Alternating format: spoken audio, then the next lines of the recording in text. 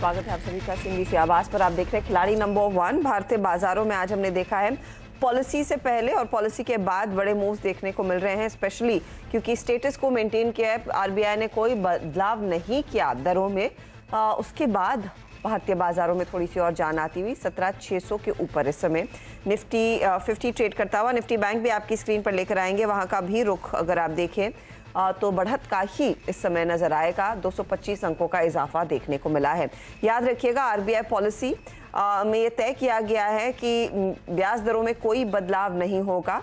RBI governor ने साफ कहा कि इस समय वो प्रोसेस करना चाहते हैं अब तक की जो पिछले 11 महीनों में लगातार दरों में इजाफा हुआ है, उसके बाद अगला डिसीजन लिया जाएगा। लेकिन ये संकेत बिल्कुल नहीं दिया है कि अब इसके बाद दरें नहीं बढ़ेंगी, यानी कि एक विराम लग गया है भारतीय बाजारों में या फिर भारतीय इकोनॉमी में दरों के बढ़ने का। ये इंटरिम में फिलहाल एक पॉज लिया गया है क्योंकि ग्लोबल मार्केट में कई सारी चुनौतियां हैं। दुनिया भर में ब्याज दरें बढ़ती हुई दिखाई दे रही हैं। एक renewed phase of turbulence global economies इस समय महसूस कर रही हैं, लेकिन आरबीआई को लग रहा है कि इस समय एक पॉज लेना चाहिए और अभी भी जो स्टांस था विड्रॉल ऑफ अकोमोडेशन का वो जस का तस बरकरार है। पहले इसी की चर्चा कर लेंगे। हमने इससे पहले इकोनॉमिस्ट और ऑफ कोर्स कुछ मार्केट एक्सपर्ट्स को सुना, लेकिन अब बैंक कैसे पढ़ रहे हैं इस पर्टिकुलर मूव को, उस पर बात करेंगे। फेडरल बैंक के सीएफओ वेंकट रमन वेंकटेश्वरन हमारे साथ जुड़ने वाले हैं। उनसे डिटेल में बातचीत होगी कि बैंकों का स्टांस कैसा है और उन्होंने आज की पॉलिसी स्टेटमेंट को कैसा पढ़ा। चलिए इस बीच मार्केट का हाल भी आपकी स्क्रीन पर लेकर आते हैं। हमने आपको इंडेक्स के लेवल बताए थे, उसके अगर आगे देखें निफ्टी बैंक के कंट्रीब्यूटर्स प्लीज स्क्रीन पर लेकर आइएगा आप, जहां पर आज के दिन हमने देखा है चुनिंदा बैंक्स है जिनमें अच्छी तेजी बनती हुई दिखाई दी है। खासतौर से सरकारी बैंकों में हमने देखा है रुझान तेजी का बन रहा है। कल आपको याद होगा निजी बैंकों का पार्टिसिपेशन था, सरकारी बैंकों का नहीं। आज सरकारी बैंक में एसबीआई सबसे ज्यादा योगदान दे रहा है, 72 पॉइंट्स का इजाफा। वहीं इसके बाद आईसीआईसीआई बैंक, एचडीएफसी, इंडसइंड जैसे स्टॉक्स में भी तेजी ही बनती दिखाई दे रही है। यह है फिलहाल आपके लिए अब तक का हाल इंडेक्स का। निफ्टी पर भी एक बार मैं नजर डाल लेती हूं, जहां पर इस समय अगर आप ध्यान दें तो टॉप गेनर्स में आपको ऑफ कोर्स बैंकिंग काउंटर्स दिखाई देंगे, लेकिन बजाज फाइनेंस देखिएगा उसमें अच्छी तेजी, बजाज फिनसर्व में अच्छी खासी तेजी और एलएनटी जैसे काउंटर्स जो कल आउट परफॉर्म कर रहे थे उसमें भी करीब 1% तक का इजाफा बनता दिखाई दिया है।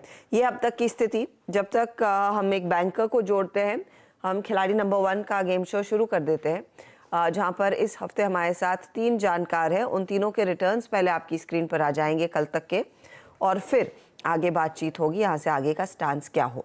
तो रूपक डे लीडरशिप टैली में आगे 10.8% के रिटर्न, 7.7% के रिटर्न्स नीरव छेड़ा के और लगभग 3% की कमाई राजन की हो रही है। आप सभी का स्वागत है।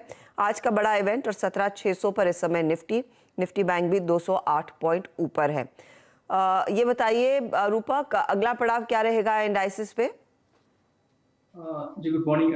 देखिए अगला पड़ाव रहेगा 17,700 का, जहाँ पे कॉल राइटिंग अच्छी खासी देखने को मिला पिछले दिन, और 700 के ऊपर फर्दर अपसाइड देखने को मिलेगा। और नीचे में 17,500 का सपोर्ट रहेगा, जहाँ पे पुट राइटिंग अच्छी खासी देखने को मिला कल के सत्र में।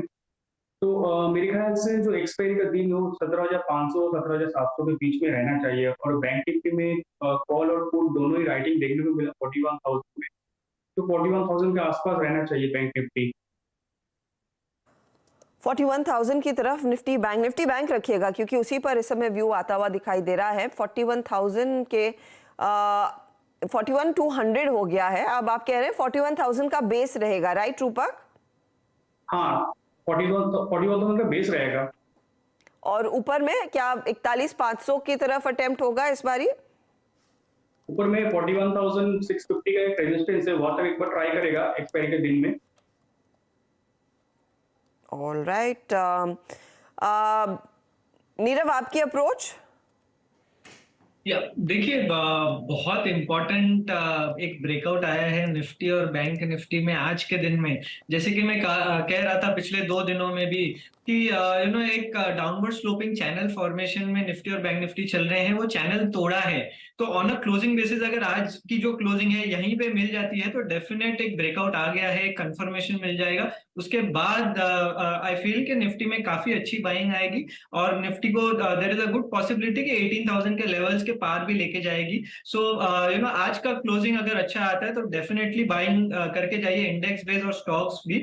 सिमिलरली बैंक निफ्टी में 41,000 का बहुत इंपॉर्टेंट रेजिस्टेंस था, ट्रेंड लाइन रेजिस्टेंस भी था और अपना 50 डे मूविंग एवरेज भी था, वो ब्रेक किया है। तो अगर 41,000 के ऊपर ही बंद होती है आज के लिए तो एक कंफर्मेशन आ जाएगा और एक ब्रेकआउट आ जाएगा बैंक निफ्टी में ऑन अ क्लोजिंग बेसिस।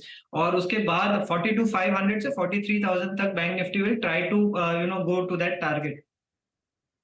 राजन, ये तो निफ्टी बैंक पर काफी साफ हो गया है कि और तेजी बढ़ती हुई दिखाई देगी या आउट परफॉर्मर रहेगा। निफ्टी पर आपके क्या विचार है और आज का स्टांस क्या रहेगा? Good morning Harshita. जिस हिसाब से निफ्टी का स्ट्रक्चर है, यहाँ पे एक तेजी का बायस जो है कंटिन्यू है, परंतु यहाँ पे 17,670 के आसपास एक स्ट्रॉन्ग रेजिस्टेंस एरिया है।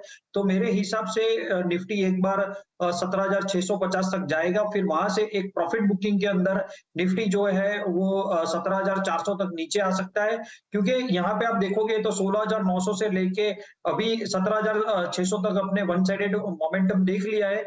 तो मेरे हिसाब से निफ्टी जो है 17,670 के पास आएगी, तो वहां पे काफी अच्छा प्रॉफिट बुकिंग एक बार आएगा और वो बाय एंड डिप स्ट्रेटेजी में चला जाएगा, नीचे में 17,400 तक नीचे आ सकता है। तो ओवरऑल आज अपने 17,670 तक लेके चल सकते हैं और नेक्स्ट वीक के अंदर 17,400 के आसपास मिल जाए, उसके बाद लॉन्ग जाना चाहिए। ओके, तो ये फिलहाल आपके लिए इंडाइसिस पर व्यूज। अब चलिए स्टॉक स्पेसिफिकली क्या बदलाव आएगा हमारे जानकारों के इस पोर्टफोलियो में, उस पर एक बार नज़र डाल लेते हैं। अच्छा, देख भी लेते हैं टॉप कॉल्स क्या रहे हैं कल और आज के बीच।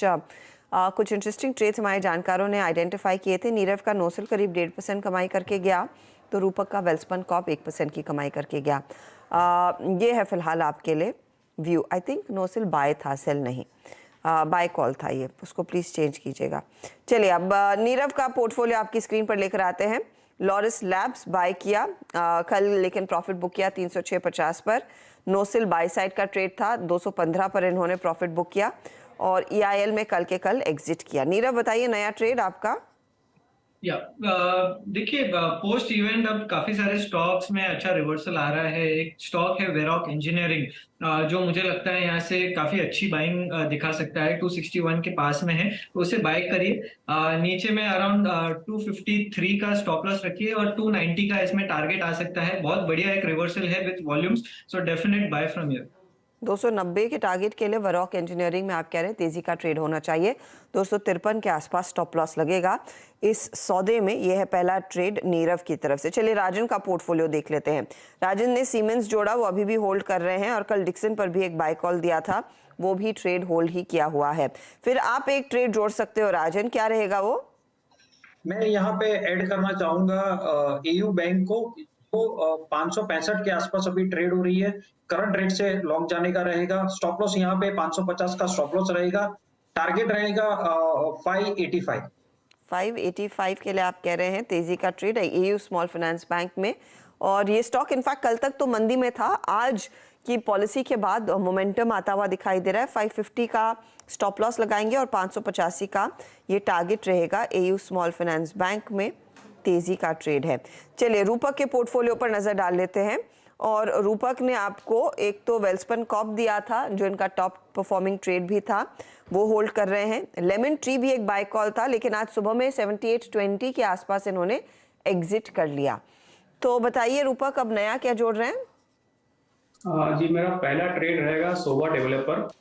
तो स्टॉक में हम लोग देख रहे हैं कि एक दो दिन से अपसाइड दिखा रहा है, स्टॉक पॉजिटिव मोमेंटम दिखा रहा है और रिलेटिव काउंटर पे भी पॉजिटिव मोमेंटम दिख रहे थे कुछ दिनों से। तो मेरे ख्याल से स्टॉक ऊपर में 490 500 तक जा सकता है और नीचे स्टॉप लॉस मेंटेन करना रहेगा 443 का। 443 का आप कह रहे हैं स्टॉप लॉस, यानी कि जो करंट लेवल से उससे 7 रुपए ठीक नीचे, और 490 पहला टारगेट रख लूं मैं? हाँ, ओके, तो ये है फिलहाल आपके लिए शोभा डेवलपर्स पर व्यू। 490 का टारगेट, 443 स्टॉप लॉस। रूपक वैसे एक और ट्रेड आप जोड़ सकते हैं, इस समय कुछ आइडेंटिफाई किया है या फिर सेकंड हाफ में देने का प्लान? एक और ट्रेड है मेरे पास जो है pin cable, Finolex cable. Okay, तो स्टॉक ने एक कंसोलिडेशन ब्रेकआउट दिया डेली चार्ट में और स्टॉक ऑल टाइम हाई के पास चल रहा है। तो मेरे ख्याल से जो स्टॉक का जो पॉजिटिव मोमेंटम है वो कैरी होना चाहिए नियर टर्म में, और ऊपर के लेवल में 950 दिख सकता है वेरी शॉर्ट टर्म के अंदर, और एक स्टॉप लॉस मेंटेन करना रहेगा 839 पे। 89 का स्टॉप लॉस लगाइए और 950 का आप टारगेट लेकर चलेंगे। फिनोलेक्स केबल एक बाय साइड का ट्रेड इस समय उभर कर आ रहा है। नीरव, वरॉक जोड़ा दूसरा ट्रेड अब देंगे कि बाद में? दूसरा ट्रेड भी मैं अभी दे देना चाहूंगा। देखिए, सेकंड स्टॉक है एसएल प्रोपैक ईपीएल, जिसका सिंबल है, इसे बाय करें। देखिए, काफी समय से कंसोलिडेशन में है और फाइनली एक 50 डे मूविंग एवरेज का ब्रेकआउट आया है। मेरे हिसाब से ये स्टॉक में अच्छी वॉल्यूम हुई है नीचे के लेवल्स पे, और अब जाके एक अच्छा मोमेंटम आ सकता है। तो इसे करंट लेवल 161 पे बाइंग करें। 154 का इसमें स्टॉप लॉस रहेगा और 190 का इसमें टारगेट रहेगा। 190 के लिए टारगेट। और आप, आई एम सॉरी, मैंने स्टॉप लॉस का नंबर सुना नहीं। 154? यस। ओके, 154 के आसपास आप कह रहे हैं ईपीएल यानी कि एसएल प्रोपैक में आप स्टॉप लॉस लगाएंगे और 190 का टारगेट रहेगा। तेजी का ट्रेड है और राजन के 2 ट्रेड्स तो पहले से थे, तो एक ट्रेड की जगह थी एयू स्मॉल फाइनेंस बैंक, इन्होंने एक बाय कॉल रेकमेंड कर दिया है। अच्छा, याद रखिएगा आज कैबिनेट की बैठक होने वाली है और सूत्रों के हवाले से अपडेट ये आ रहा है कि किरट पारेख की सिफारिशों को मंजूरी मिलती हुई दिखाई देगी। तो इस पर लक्ष्मण रॉय को जोड़ेंगे, लेकिन क्या अभी लाइन पर आ रहे हैं लक्ष्मण? बताइएगा डायरेक्टर साहब, वरना ब्रेक के बाद उनसे बातचीत करें। चलिए ब्रेक लेते हैं और ब्रेक के बाद लक्ष्मण से ही समझेंगे आज क्या बैठक में चर्चा में आ सकता है। आईजीएल एमजीएल तो वैसे कल से ही फिर से आउट परफॉर्म करने लगे हैं, 2% ऊपर एमजीएल, आईजीएल भी 1.5% ऊपर है। फटाफट ब्रेक के बाद लौटते हैं।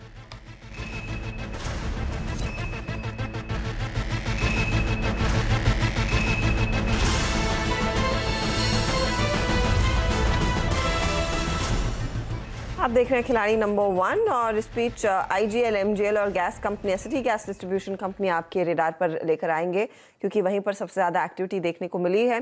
कैबिनेट की बैठक जो आज हो रही है उसमें सूत्र हमें बता रहे हैं कि शायद किरट पारेख की जो रिकमेंडेशंस हैं वो फिलहाल चर्चा के लिए आएंगी। लक्ष्मण रॉय हमारे इकोनॉमिक पॉलिसी एडिटर लाइन पर जुड़ गए हैं। लक्ष्मण, पिछले फ्राइडे तो बहुत डिसअपॉइंटिंग था क्योंकि ये डिसीजन नहीं आया या फिर उसकी चर्चा नहीं हुई। कितने चांसेस हैं कि किरट पारेख की सिफारिशें इस कैबिनेट की बैठक में इनको अप्रूवल मिलेगा? देखिए, पिछले हफ्ते डिसअपॉइंटिंग इसलिए था क्योंकि सीएनबीसी आवाज ने बताया नहीं था कि कैबिनेट में आने वाला है, और अब सीएनबीसी आवाज बता रहा है कि कैबिनेट में आएगा और कैबिनेट के एजेंडे में इसे शामिल कर लिया गया है। अब कैबिनेट में इस पर चर्चा होगी, मंजूरी होना नहीं होना कैबिनेट की बैठक के बाद पता चलता है, लेकिन आमतौर पर कैबिनेट में जो एजेंडा में होता है प्रस्ताव को मंजूरी मिल जाती है। वो ये कि आज शाम 6:30 बजे कैबिनेट की बैठक होगी, जिसमें किरट पारेख की जो सिफारिशें थी नेचुरल गैस कीमतों को लेकर के, इन सिफारिशों को मंजूरी मिलने की संभावना है। और यहाँ बता दूं कि ये जो मंजूरी मिलने की संभावना ऐसे समय में आ रही है जब 1 अप्रैल से नेचुरल गैस की कीमतों की समीक्षा की जानी थी, तो सरकार ने उसमें कोई समीक्षा नहीं की, पुरानी कीमत अभी बहाल है। दूसरी बात कि ऐसे समय पर समीक्षा की जा रही है जब अंतर्राष्ट्रीय बाजार में नेचुरल गैस की कीमतों में एक स्थिरता अभी फिलहाल देखने को मिले, लेकिन आगे का अनिश्चितता का माहौल है। लेकिन किरट पारेख कमेटी की जो महत्वपूर्ण सिफारिश थी उसको लेकर के सरकार का अनुमान यह है कि उन सिफारिशों को अभी लागू किया जाता है तो मौजूदा कीमत के हिसाब से जो कीमत है उसमें कमी आ सकती है नेचुरल गैस की कीमतों में, अगर अभी उसकी सिफारिशों को मान लिया जाए तो। बता दूं, किरट पारेख कमेटी ने अपनी सिफारिश में कहा था कि जो भी गैस निकलती हैं, जो ओएनजीसी ऑयल इंडिया जैसी गैस जो निकालती हैं, जो नेचुरल गैस प्रोडक्ट करती हैं लेगेसी फील्ड से, यानी पुराने जो गैस फील्ड हैं, तो उनको आप 10% क्रूड ऑयल इंपोर्ट के ऊपर प्रीमियम दीजिए और उसके एक सीलिंग प्राइस तय करिए और उसका एक अपर लिमिट तय करिए। इसमें सीलिंग और कैप प्राइस उसने $6.5 पर MMBTU का बताया था इसमें, और इसकी हिसाब से कहा था कि आप आगे बढ़िए और आगे चल करके एक समय सीमा के बाद इसको आप जो है 2027 तक पूरी तरह से मार्केट डिटरमाइन कर दीजिए, यानी मार्केट के ऊपर छोड़ दिए कैसे होता है। दूसरी जो गैस होती है वो खासतौर से डिफिकल्ट फील्ड से होती है। जो डिफिकल्ट फील्ड से होती है उसके लिए भी इसने कहा था कि इसको आगे चल करके भी अभी ये मार्केट फ्रीडम एंजॉय कर रहा है, लेकिन आगे चल के इसको भी आप पूरी तरह छोड़ दीजिए, उसमें कोई आप सरकार दखल नहीं दीजिए। तो इन सिफारिशों को हो सकता है कि चरणबद्ध तरीके से लागू करने के प्रस्ताव कैबिनेट में सहमति बने और आज शाम 6:30 बजे बैठक होगी, 7:30-8 बजे तक आउटकम निकल कर आएगा। तो उसके बाद कंफर्म आपको बता सकूंगा कि आखिर क्या कैबिनेट ने तय किया है और कब से सिफारिशें लागू होंगी। शुक्रिया लक्ष्मण। और कोई बड़ा मुद्दा जो शायद इस बैठक में चर्चा के लिए आएगा? ये तो ऑफ कोर्स सबसे अहम है भारतीय बाजारों के लिए और सिटी गैस डिस्ट्रीब्यूशन कंपनियों के लिए, लेकिन कुछ और जिस पर नजरें होनी चाहिए? बाकी कुछ यहाँ पे एमओयूज हैं और कुछ इंफ्रास्ट्रक्चर से जुड़े हुए प्रस्ताव हैं, लेकिन सबसे बड़ा मुद्दा नेचुरल गैस की कीमतों को लेकर के ही है, जिस पर लंबे समय से निगाहें टिकी हुई थी। और इस पे 2 दिन पहले या फिर कहें पिछले हफ्ते प्रधानमंत्री कार्यालय में डिटेल प्रेजेंटेशन हुआ था कि अगर हम 23 तारीख कमेटी की सिफारिशों को अभी मानते हैं तो क्या असर पड़ेगा। तो ये नतीजा निकला कि अभी मानते हैं तो $2 पर MMBTU के हिसाब से कीमतों में कटौती आ सकती है, कुछ इस तरह का अनुमान दिया गया था। तो मुझे लगता है कि आज सारा फोकस कैबिनेट का इस पे रह सकता है। इसके अलावा चूंकि कुछ राज्यों में चुनाव है तो उसको देखते हुए हो सकता है कुछ इंफ्रास्ट्रक्चर प्रोजेक्ट को मंजूरी मिलते हुए दिखे, लेकिन सबसे बड़ा प्रस्ताव यही। बड़ा प्रस्ताव किरीट पारिक की जो सिफारिशें हैं, इनकी कमेटी की जो सिफारिशें हैं, उसी पर कैबिनेट आज चर्चा करेगा और माना यही जा रहा है कि उसको अप्रूवल मिलेगा। ये सूत्रों के हवाले से लक्ष्मण रॉय हमें बड़ी खबर बताते हुए। शुक्रिया लक्ष्मण इस अपडेट के लिए। तो IGL MGL जैसे ट्रेड्स पर नजरें रखें। रूपक, फटाफट से कोई ट्रेड IGL या MGL में लेने लायक? जी हाँ, IGL की बात करें तो कंसोलिडेशन ब्रेकआउट दिया है। कल का सेक्टर में IGL स्ट्रॉन्ग अपमूव दिखाया था, तो मेरे ख्याल से IGL में जो पॉजिटिव मोमेंटम है ये IGL को टुवर्ड्स 500 लेके जाएगा नियर टर्म में। ओके, तो ये एक इंटरेस्टिंग ट्रेड साबित होता हुआ दिखाई दे सकता है। IGL पर नजरें रखिए, अब नियरली 2% की तरफ बढ़ रहा है। चलिए, खिलाड़ी नंबर 1 का अपडेट आपकी स्क्रीन पर लेकर आएंगे। हमारे तीनों जानकारों ने जो भी ट्रेड्स लेने थे वो ले लिए हैं। 2 ट्रेड्स रूपक और नीरव की तरफ से आए और राजन ने 1 ट्रेड जोड़ा है। तो लेकर आइए नीरव के वो 2 ट्रेड्स। एक तो वरॉक इंजीनियरिंग 290 का टारगेट, 253 इनका स्टॉप लॉस है, तेजी का ट्रेड। EPL भी इन्होंने बाय किया 190 के टारगेट के लिए, 154 इनके लिए स्टॉप लॉस का काम कर रहा है। वरॉक आधा % जोड़ रहा है, EPL शांत या फिर हल्का सा डाउन टिक दिखा रहा है इनके जोड़ने के बाद। रूपक ने वेल्सपन कॉर्प कैरी किया 242 का टारगेट, 207 स्टॉप लॉस। शोभा में 495 का टारगेट है, नया जोड़ा 443 स्टॉप लॉस। फिनोलेक्स केबल 950 का टारगेट और 839 स्टॉप लॉस है, बाय साइड का ट्रेड। वेल्सपन कॉर्प आज 1.25% जोड़कर दे रहा है, फिनोलेक्स केबल करीब 0.12% जोड़ रहा है एंड 0.33% का हल्का दबाव शोभा में इस समय बनता हुआ। अब राजन के पोर्टफोलियो पर आए तो जीमेंस इनके पोर्टफोलियो में है जो कैरी किया है 3450, 3320 का स्टॉप लॉस। टिक्सन भी इन्होंने कैरी किया 3120 के टारगेट के लिए और नया जोड़ा है AU स्मॉल फाइनेंस बैंक 585 पर बाय के टारगेट के लिए बाय कॉल और स्टॉप लॉस आप 550 के आसपास लगाएंगे। रिटर्न्स देखेंगे तो डिक्सन ड्रैग कर रहा है, सीमेंस की तरफ से भी दबाव और AU स्मॉल फाइनेंस बैंक भी थोड़ा सा नेगेटिव टेरिटरी या फिर इनके जोड़ने के बाद हल्के से प्रेशर में आया है। ओवरऑल रिटर्न्स में रूपक अभी भी आगे हैं, 11.34% के रिटर्न्स इनके, 8.33% के रिटर्न्स के साथ नीरव छेड़ा आपकी स्क्रीन पर और 2.33% के रिटर्न्स है राजन शाह के। ये है फिलहाल आपके लिए अब तक की स्थिति। 1 बजे एक अपडेट लेकर आएंगे मिड कैप मंत्र में और याद रखिएगा आज हफ्ते का आखिरी कारोबारी ट्रेडिंग सेशंस है क्योंकि कल हम एक लॉन्ग वीकेंड में जाएंगे, तो आज दोपहर मार्केट क्लोज होने से ठीक पहले इस हफ्ते के विजेता से भी होगी बातचीत। ऑल द बेस्ट आप तीनों को और शुक्रिया हमारे लिए इस हफ्ते समय निकालने के लिए। लेंगे एक ब्रेक के बाद फोकस कमोडिटी मार्केट के एक्शन पर।